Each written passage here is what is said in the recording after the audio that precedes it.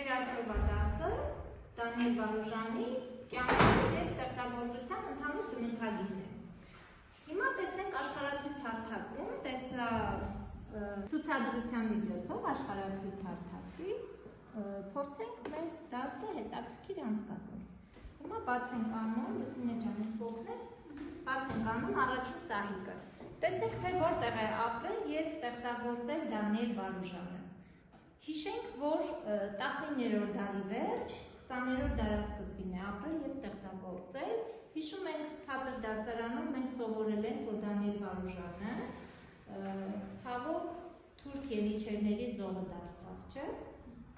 Ուրեմն եղեղնի զոհերից մեկն էր, ցավոք։ Հիմա տեսնենք, թե Դանիել Վարուժանը ինչպես է, ինչ պայմաններում է ապրել, երբ է ապրել, ծնվել, իր հայրենի քաղաքը որտեղ էր, հա։ Սկսենք, ով է ներկայացնում։ Վարուժանը երբ էր ծնվել։ 1884 թվականի ապրիլի 20-ին Արևմտյան Հայաստանի Սեբաստիան նահանգի Բուդնիկ քաղաքում։ Ահա։ Հիմա եկեք հարթակում ցույց տանք Դանիել, թե որտեղ է գտնվում Արևմտյան Հայաստանի Սեբաստիան նահանգը, Բրգնիկ գյուղը։ Երբ որ մենք Օսմանյան կայսրությունը քարտեզի վրա, ես նշում եմ արել, երեխեք ջան, որ ձեզ համար ավելի տեսանելի լինի Սեբաստիան նահանգը։ Մոտեցնում ենք, տեսեք, բնակավայրերը ավելի մոտիկից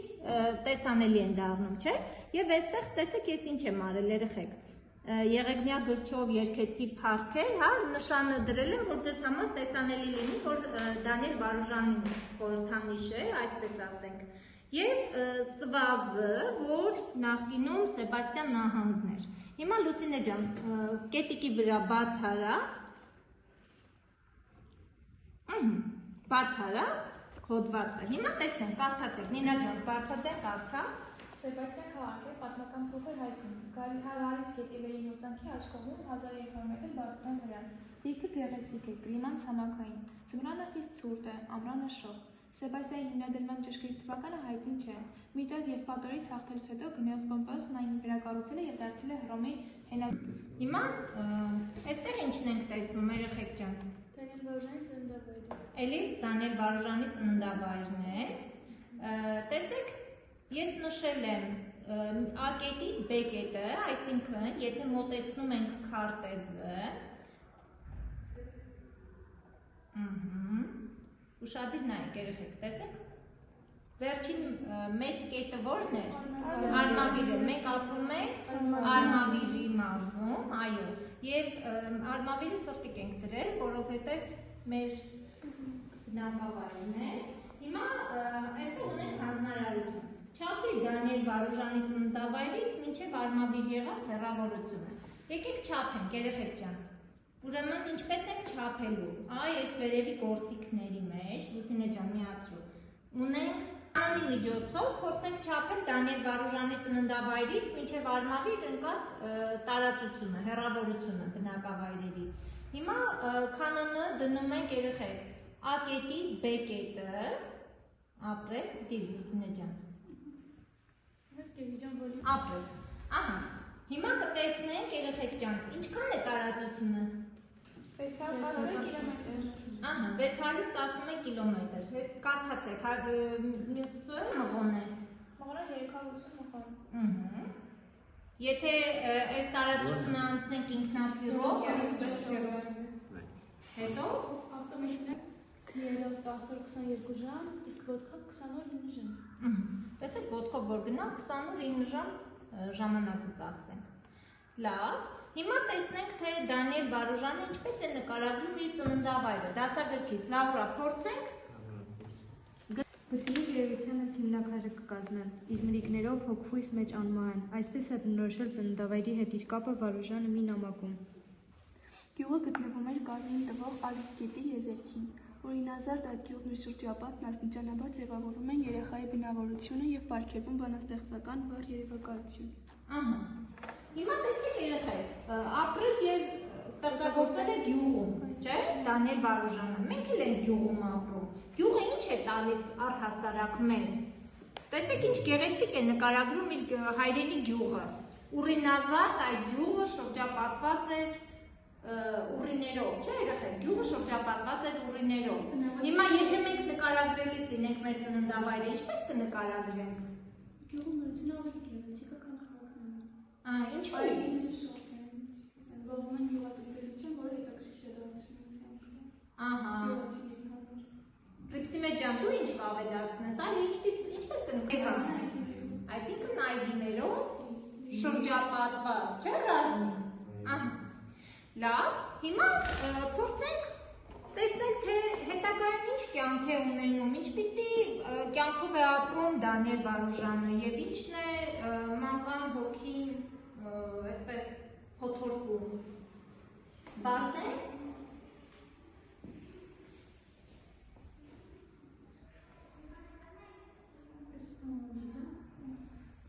Լսենք, հա։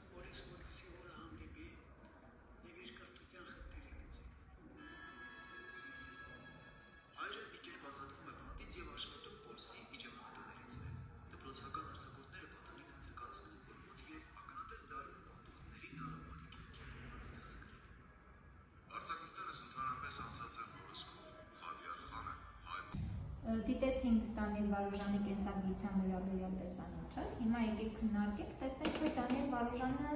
ինչ կյանքով է ապրել, ինչ դժվարությունների միջով է անցել հեռնանուք հասակում։ Շատ դժվար մանկություն է ունեցել, որովհետև իր ժամանակաշրջանում, ծնված ժամանակաշրջանում ցեղասպանություն է տեղի ունեցել եւ նա ականատես է եղել այդ ջարդերին, ինչպես նաեւ փոքր հասակում կորցրել է հորը, որը շատ վատ ազդեցություն է ունեցել իր հետագա մանկության, ինչպես նաեւ ապագայի վրա։ Կորցնել ասելով ինչ նկատի ունես։ Բանտարկվել էր, չէ՞։ Այո, բանտարկվել էր հայրը։ Հորը քորել, որը երբ իր որդին 3 տարեկան էր, մեկնում է պոլիս ու դառնում է իջևանական պահակը, իսկ մայրը թագուհին էր, խելացի քրակեր, եւ Դանիել Վարուժանը ուշ է հաճախում դպրոց 10 տարեկանում։ Երբ իր մայրը թուրքական կոտորածների ժամանակ Թուրքիայի ձերբակալում երթանում են պոլիս։ Այո, գնում են պոլիս, մեկնում են պոլիս։ Սակայն այդ քաղաքը շատ ծանր տպավորություն է թողնում նրանց կյանքում։ Այո, մանուկ Դանիելի վրա շատ ծանր տպավորություն է թողնում։ Ինչու երեխեք։ Կոստանդնուպոլիսը ինչու ծանր տպավորություն թողեց մանուկ երեխայի վրա։ Ահա, ներկայացու, հա։ Սոցիալները հենց այդտեղ են ջարդել, ինչի պատճառով ծանր մանկություն տեսնել ամեն ինչը։ Հայերի նկատմամբ կոտորածները, այո։ Հենց այդ հայրում են իր որդին, այսինքն Դանիելը մանիպուլացիվ որը իր որդին նրան հաջողում են գտնել այդ բանդից մեկում քաղաքի։ Ահա։ Պատմում է իր ծանր մանկության մասին, որ իր տատիկը մահացել էր, մայրը շատ ծանր հիվանդացել էր։ Մարտարկում են նախնականին մի գիրք է հրատարակում բանաստեղծություն, որը սպանդի մեջ բանաստեղծությունը։ Այո։ Դանիելի անունն ու մականն էլ հատուկ նշանակություն ունեն։ Դանիելը հրեական անուն է, ինչը նշանակում է աստվածային գլխատերը, իսկ Վարուժանը արոդուկչյանի անուն է, նշանակությունն է դրա, իսկ Չիբուկը Չիբուխն է նշանակում։ Հատուկ ընտրված է դրա։ Չիբուկադյան, չէ, իսկական ազգանունը։ Այո։ Եվ հայրը դուրս է գալիս ֆրոնտից, ինչպես նաև սկսում է զբաղվել Դանիելի կրթությամբ։ Այո։ Եվ ընդունում է քրեանաբանության դպրոցի եւ սկսում կրթություն։ Ուրեմն տեսնելով ժամանակի ծանր դեպքերը, որոնք շատ ծանր են ազդում Դանիելի վրա, չէ, մտածում է երեխան, որ ինքը պիտի նաև կրթություն ստանա, ինչը հիմա շատ դժվար է, չէ, շատ քիչ երեխաներ են հասկանում, որ կրթությունը իրենց համար կարևոր հիմնաքար է լինելու իրենց ապագայի համար։ Հուսամ դուք այդ հիմնակարը ամուր կդնենք։ Հիմա եկեք տեսնենք ինչպես է ամուսնանումի վերջը մեծացավ, կրթություն ստացավ, թեպետ իր ժամանակի համար հիմնավոր կրթություն է ստանում։ Մենք այստեղ հանձնարարություն ունենք, որին կանդրադառնանք քիչ հետո, տեքստից դուրս բերենք ստեղծագործությունները ընդհանուր առմամբ եւ բանաստեղծական ժողովածուները։ Գիտեք, որ նաեւ բանաստեղծություններ ուներ գրված, որոնք իր մահից հետո են, չէ՞, լույս աշխարհ, որ լույսին ծայրին։ Հիմա տեսնենք, թե ինչպես է ամուսնանում եւ ում հետ է ամուսնանում։ Այ այստեղ փոքրիկ դրվագ պիտի հիշենք իր կյանքից, երեխեք։ Լավ, եկեք տեսանյութը դիտենք, հետո քննարկենք, հա։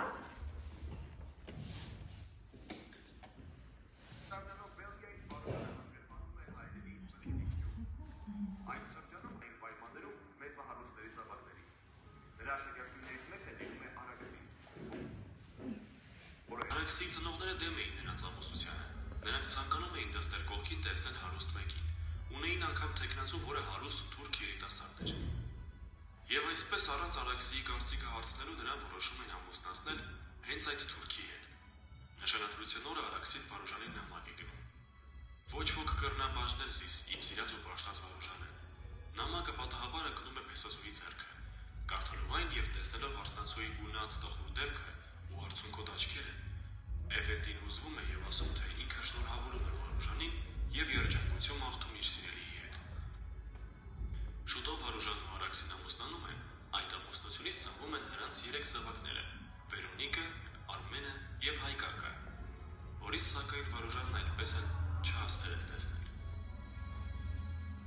1915 թվականի ապրիլի 24-ին թուրք ոստիկանները ձերբակալում են մի շարք հայ մտավորականներին, որոնց թվում էր նաեւ Դանիել Վարուժանը։ Նույն թվականի օգոստոսի 26-ին 31 տարեկան տղան սպանվում է հեղինակը։ Նույն օրն էլ ծնվում է նրա երրորդ զավակը՝ Հայկակը։ Նրա կինը Արաքսին այնքան էր սիրում ամուսնուն, որ որոշում է Տեսնենք երեխեք ջան, թե ինչպիսի ամուսնություն ունեցավ, ում հետ ամուսնացավ Դանիել Վարուժանը եւ ինչպիսի վախճան ունեցավ։